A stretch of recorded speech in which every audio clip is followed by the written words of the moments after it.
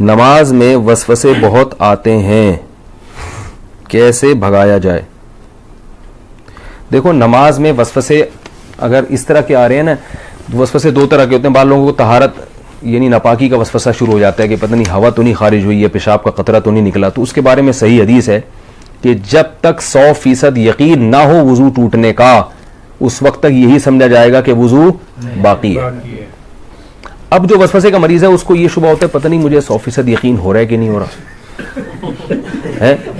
तो उसका उलमा ने हल लिखा है कि अगर आप कसम उठा के कह सके ना, कोई उस वक्त पूछे कि भाई आपकी हवा खारिज हुई है या पेशाब का कतरा निकला है, तो आप कसम उठा के बोले अल्लाह की कसम हवा खारिज हुई है, तो ये इसकी अलामत है आपको 100% यकीन है। यानी अगर आप कसम उठा सकते हो तो कहा जाएगा कि वजू टूटा है। लेकिन जो वहमी है ना, वो कहेगा पता नहीं मैं कसम उठा सकता हूं कि नहीं उठा सकता। ये भी होता है। अगर कोई इस वक्त मुझसे पूछे तो मैं क्या कसम उठा सकता हूं, तो याद रखो अगर आपको इसमें डाउट हो रहा है इसका मतलब आप कसम नहीं उठा सकते। क्योंकि जब आदमी को यकीन होता तो कहते अभी रात का वक्त है ना, मैं आपसे पूछूं भाई जोहर है या रात है, तो आप कसम उठा के फौरन, कोई कितना ही वहम का मरज हो, आप कसम उठाने में हिचकिचाओगे नहीं। तो अगर ये हो रहा है ना पता नहीं कसम उठा सकता हूं, तो ये इसकी अलामत है कि आप कसम नहीं उठा सकते और आपका वजू नहीं टूटा। फिर ये फिक्र ना करें कि हकीकत में हवा खारिज हुई है नहीं हुई है, बस अल्लाह उसके रसूल ने जब कह दिया कि आपका वजू बाकी है तो वजू बाकी है। दूसरा वसवसा तजवीद का होता है। अल्हम्दुलिल्लाह को अल्हम्दु पता नहीं हा हलक से निकल रहा है कि नहीं निकल रहा, ये भी होता है। इतनी जोर जोर से पढ़ते हैं कि साथ वाले के लिए नमाज पढ़ना मुश्किल हो जाता है। तो ऐसे वसवसे के मरीज को चाहिए बस जल्दी से पढ़ लिया करे। किसी ने बड़ा अच्छा मलफूज भेजा हजरत डॉक्टर अब्दुल हई रहमतुल्लाह अलैह का, कि उनके पास एक शख्स आया और कहने लगा मेरे तो सजदे ही बेकार हैं, मेरी तो नमाज ही बेकार है, नमाज में दिल ही नहीं लगता और वसवसे आते हैं, पता नहीं कहाँ तवज्जो होती है, ऐसी नमाज का क्या फ़ायदा, ऐसे सजदों का क्या फ़ायदा। उन्होंने कहा ये जो तुम अजीब सी और अजीब से सजदे कर रहे हो जिसमें तुम्हें वसवसे आ रहे हैं, क्या ये सजदा मुझे कर सकते हो ऐसा सजदा? उन्होंने कहा नहीं ये तो नहीं कर सकता। कितनी क्या प्यारी दलील दी। उन्होंने कहा इसका मतलब है कि ये वही सजदा है जो सिर्फ किसके सामने होगा? अल्लाह के सामने। इसका मतलब ये कबूल हो रहा है, तभी ये किसी और के सामने नहीं हो सकता। तो वहम के मरीज को चाहिए भाई, इसी तरह जिन लोगों का नमाज में दिल नहीं लगता, ख्यालात आ रहे हैं, भाई है तो नमाज ना, यही ख्यालात वाली नमाज आप किसी और के सामने खड़े होकर कभी नहीं पढ़ोगे, ये अल्लाह ही के लिए।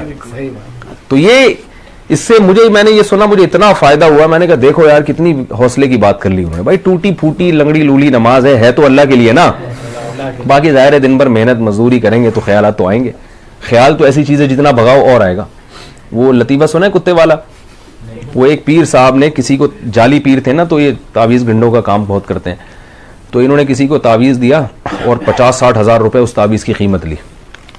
उस देहाती को कहा कि ये तावीज़ है 50-60 हज़ार रुपये का है, और अब उनको पता था असर वर्षा तो कुछ होगा नहीं, तो पैसे ये मांगने आ जाएगा। तो उन्होंने उस गंवार को, देहाती को कहा ये तावीज़ जब असर करेगा, जब घर में जब तुम दाखिल होना इस तावीज़ को लेके, तो काले कुत्ते का तस्वुर दिमाग में नहीं होना चाहिए।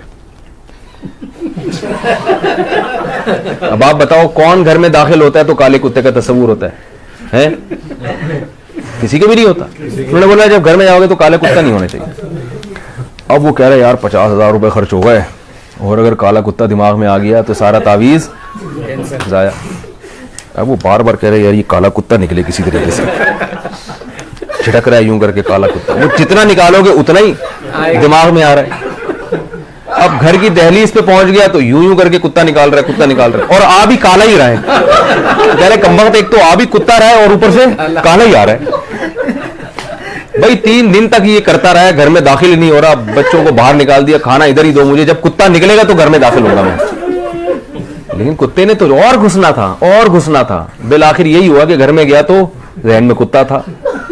बाद में आया वो अपने जाली पीर से कहने लगा ये असर ही नहीं। उन्होंने मैं देखा, मुझे तो पता चल जाता तुम्हारे जहन में कुत्ता था, और अकीदत होगी कि एक तो उनको पता भी चल गया। तो वसवसा ऐसी चीज है जितना निकालोगे उतना ही आएगा। इसलिए हकीम उल उम्मा हजरत मौलाना शरफ अली थानवी रहमहुल्लाह ने लिखा है कि वसवसे का हल ये है कि ना निकालो ना खुद से सोचो, जो खुद से आ रहा है आने दो, और आने दो। अल्लाह जब इसी वसवसे के साथ नमाज कबूल कर रहा है तो ठीक है। और वजू के बारे में सोचो ही नहीं, 3 दफा मुंह धो, उसके बाद सोचो ही नहीं यहाँ से कुछ यहाँ से कुछ। वहमी के मरीज हैं उनका कभी भी वजू नहीं हो सकता। उनको आप तालाब में डबो के निकालेंगे ना 6-6 दफा, फिर भी नहीं होगा उनका वजू। तो ये बहुत बड़ी बीमारी है। इसलिए जो है ये वहम ऐसी बीमारी है कि डॉक्टरों, जो नफ्सियाती डॉक्टर होते हैं ना, उनको भी बीमारी हो जाती है। ये वहमियों का इलाज करते करते जो साइकेट्रिक होते हैं ना, ये भी हवाई बात नहीं है, ये भी तहकीक के बाद बता रहा हूं कि ये जो साइकेट्रिक होते हैं ना, जो नफ्सियाती इलाज करते हैं, कुछ दिनों के बाद इनको अपना इलाज भी करवाना पड़ता है। ये हकीकत है, आप किसी डॉक्टर से पूछ लें, किसी अपने से बड़े डॉक्टर के पास बैठे होंगे कि मुझे ये हो रहा है, ठीक है ना, क्योंकि हर वक्त इनके पास ऐसे मरीज आ रहे हैं जो उल्टी उल्टी बातें कर रहे हैं, तो थोड़ी देर में ये भी उल्टे उल्टे सोचना शुरू हो जाता है। कोई नॉर्मल बंदा ही नहीं आता इनके पास। तभी मैं वहमियों से बहुत डरता हूं। किसी को तलाक का वहम हो गया, किसी को जनाब तहारत का वहम हो गया, तो ज्यादा फोन आते हैं, फिर मैं उसको वहमियों की लिस्ट में डालता हूं। मैं कहूं भाई तू पागल है, हमको तो नहीं पागल बनाना, तो हम भी यही सोचना आना शुरू कर दें। इसलिए मैं 2-4 दफा अब नहीं बताऊंगा मसला। तो वो क्या हुआ था, वो इसी तरह एक बंदा गया, उसको वहम हो गया था कि मैं बंदर हूं। तो वो डॉक्टर साहब के पास गया, डॉक्टर साहब मुझे वहम है कि मैं बंदर हूं। डॉक्टर ने कहा पंखे से नीचे उतर के तो बात करूंगा ना भाई मैं। तो वो एक और है ना कि एक डॉक्टर, एक आदमी, उसको 1 के 2 नजर आते थे। डॉक्टर के पास गया कि मुझे 1 के 2 नजर आते हैं, कोई इलाज बताएं। डॉक्टर ने कहा आप तीनों को ये बीमारी है क्या? आप तीनों आदमी को ये बीमारी। तो बाज़ दफा डॉक्टर खुद उसमें मुब्तला होता है। तो वहम का इलाज खुद ही कर सकते हैं भाई। वो क्या है कि वहम को लिफ्ट ना कराएं।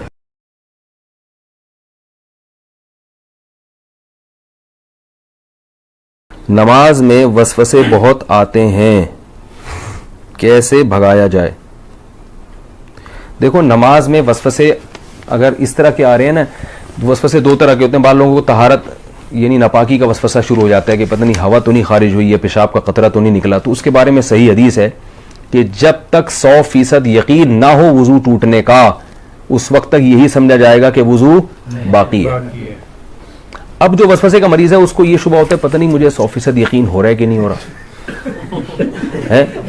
तो उसका उलमा ने हल लिखा है कि अगर आप कसम उठा के कह सके ना, कोई उस वक्त पूछे कि भाई आपकी हवा खारिज हुई है या पेशाब का कतरा निकला है, तो आप कसम उठा के बोले अल्लाह की कसम हवा खारिज हुई है, तो ये इसकी अलामत है आपको 100% यकीन है। यानी अगर आप कसम उठा सकते हो तो कहा जाएगा कि वुजू टूटा है। लेकिन जो वहमी है ना, वो कहेगा पता नहीं मैं कसम उठा सकता हूं कि नहीं उठा सकता। ये भी होता है। अगर कोई इस वक्त मुझसे पूछे तो मैं क्या कसम उठा सकता हूं, तो याद रखो अगर आपको इसमें डाउट हो रहा है, इसका मतलब है आप कसम नहीं उठा सकते। क्योंकि जब आदमी को यकीन होता है तो कहते अभी रात का वक्त है ना, मैं आपसे पूछूं भाई जोहर है या रात है, तो आप कसम उठा के फौरन, कोई कितना ही वहम का मरज हो, आप कसम उठाने में हिचकिचाओगे नहीं। तो अगर ये हो रहा है पता नहीं कसम उठा सकता हूं, तो ये इसकी अलामत है कि आप कसम नहीं उठा सकते और आपका वुजू नहीं टूटा। फिर ये फिक्र ना करें कि हकीकत में हवा खारिज हुई है नहीं हुई है, बस अल्लाह उसके रसूल ने जब कह दिया कि आपका वुजू बाकी है तो वुजू बाकी है। दूसरा वसवसा तजवीद का होता है। अल्हम्दुलिल्लाह को अल्हम्दु पता नहीं हा हलक से निकल रहा है कि नहीं निकल रहा, ये भी होता है। इतनी जोर जोर से पढ़ते हैं कि साथ वाले के लिए नमाज पढ़ना मुश्किल हो जाता है। तो ऐसे वसवसे के मरीज को चाहिए बस जल्दी से पढ़ लिया करे। किसी ने बड़ा अच्छा मलफूज भेजा हजरत डॉक्टर अब्दुल हई रहमतुल्लाह अलैह का, कि उनके पास एक शख्स आया और कहने लगा मेरे तो सजदे ही बेकार हैं, मेरी तो नमाज ही बेकार है, नमाज में दिल ही नहीं लगता और वसवसे आते हैं, पता नहीं कहाँ तवज्जो होती है, ऐसी नमाज का क्या फ़ायदा, ऐसे सजदों का क्या फ़ायदा। उन्होंने कहा ये जो तुम अजीब सी और अजीब से सजदे कर रहे हो जिसमें तुम्हें वसवसे आ रहे हैं, क्या ये सजदा मुझे कर सकते हो ऐसा सजदा? उन्होंने कहा नहीं, ये तो नहीं कर सकता। कितनी क्या प्यारी दलील है। उन्होंने कहा इसका मतलब है कि ये वही सजदा है जो सिर्फ किसके सामने होगा? अल्लाह के सामने। इसका मतलब ये कबूल हो रहा है, तभी ये किसी और के सामने नहीं हो सकता।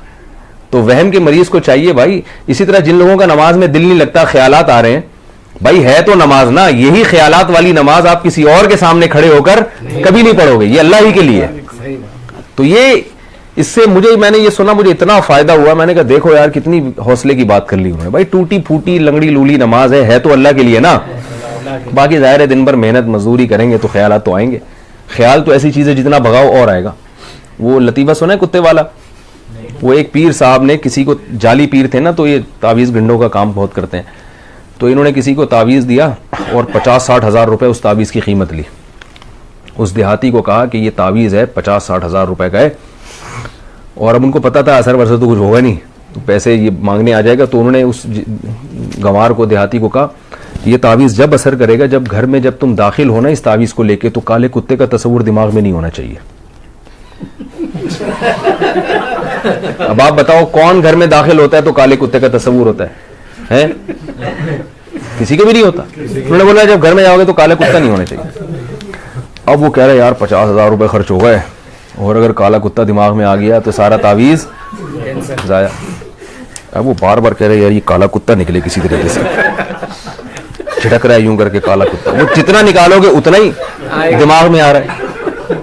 अब घर की दहलीज पे पहुंच गया तो यूं यूं करके कुत्ता निकाल रहा है, कुत्ता निकाल रहा है, और आ भी काला ही रहा है। कह रहे कमबख्त, एक तो आ भी कुत्ता रहा है और ऊपर से काला ही आ रहा है। भाई 3 दिन तक ये करता रहा है, घर में दाखिल ही नहीं हो रहा, बच्चों को बाहर निकाल दिया, खाना इधर ही दो मुझे, जब कुत्ता निकलेगा तो घर में दाखिल होगा मैं। लेकिन कुत्ते ने तो और घुसना था और घुसना था। बिल आखिर यही हुआ कि घर में गया तो जहन में कुत्ता था। बाद में आया वो अपने जाली पीर से कहने लगा ये असर ही नहीं। उन्होंने मैं देखा मुझे तो पता चल जाता तुम्हारे जहन में कुत्ता था, और अकीदत होगी कि एक तो उनको पता भी चल गया।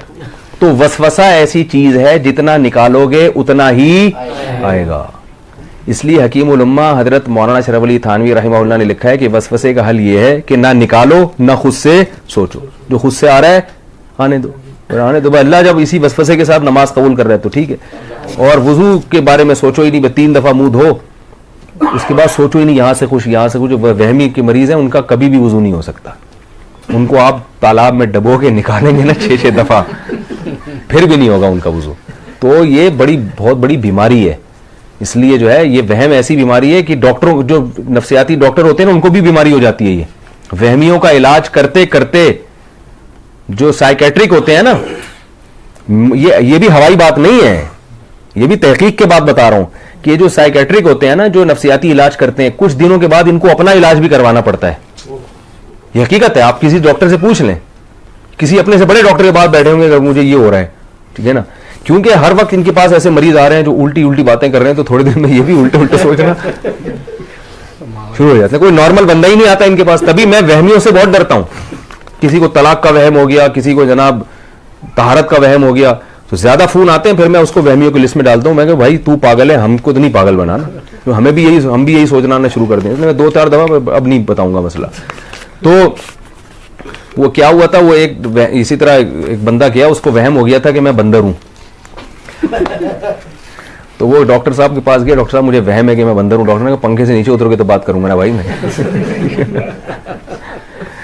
तो वो एक और है ना कि एक डॉक्टर, एक आदमी, उसको 1 के 2 नजर आते थे। डॉक्टर के पास गया कि मुझे 1 के 2 नजर आते हैं, कोई इलाज बताएं। डॉक्टर ने कहा आप तीनों को ये बीमारी है क्या? आप तीनों आदमी को ये बीमारी।